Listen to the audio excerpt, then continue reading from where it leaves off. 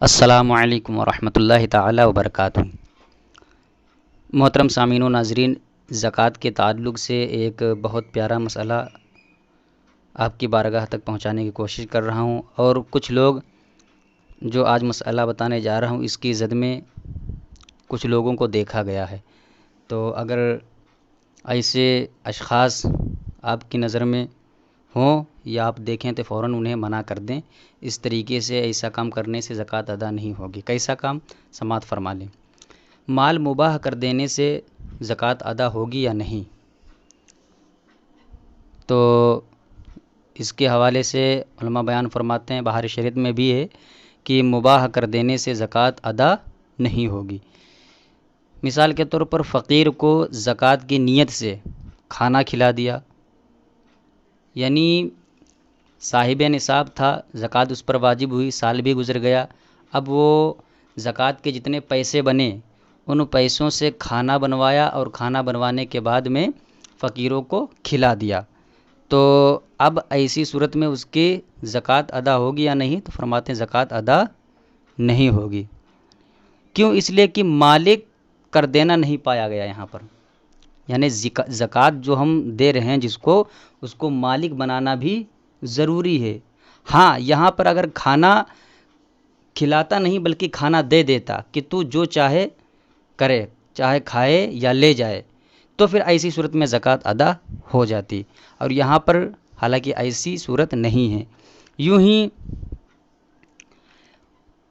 زکوٰۃ کی نیت سے فقیر کو کپڑا دے دیا یا پہنا دیا تو ادا ہو گئے۔ اب یہاں پر چونکہ فقیر کو مالک بنا دینا پایا گیا ہے کہ یہ کپڑا لو، اور کپڑا اس کو دے دیا، اس کو مالک بنا دیا، تو پھر اب کیا ہے، زکوٰۃ ادا ہو جائے گی۔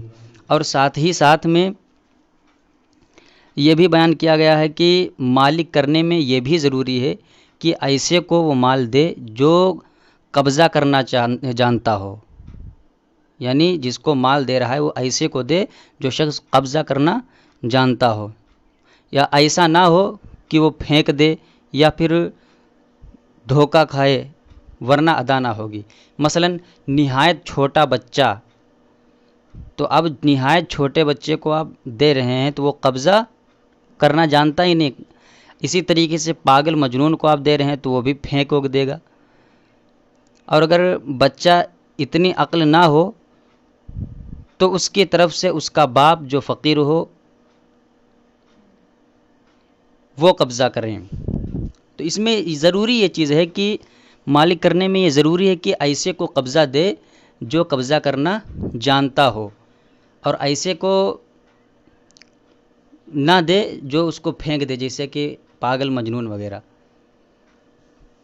تو امید کرتے ہیں بات سمجھ میں آ گئی ہوگی۔ السلام علیکم ورحمۃ اللہ وبرکاتہ۔ آخری بات میں یہ عرض کر رہا ہوں کہ آپ لوگوں کے لیے اتنی محنت کی جاتی، اتنی کتابوں کا مطالعہ کیا جاتا ہے کہ اچھی اچھی باتیں آپ تک پہنچے، اور اس کے لیے 3 4 5 معتبر کتابوں سے دیکھ کر مسئلے آپ کی بارگاہ تک پہنچایا جاتا ہے، تو پھر آپ لوگوں کی بھی ذمہ داری ہے کہ آپ مسائل کو سنیں، سمجھیں اور سیکھیں۔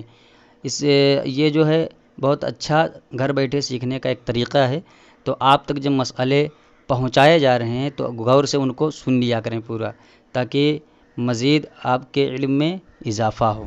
السلام علیکم ورحمۃ اللہ وبرکاتہ۔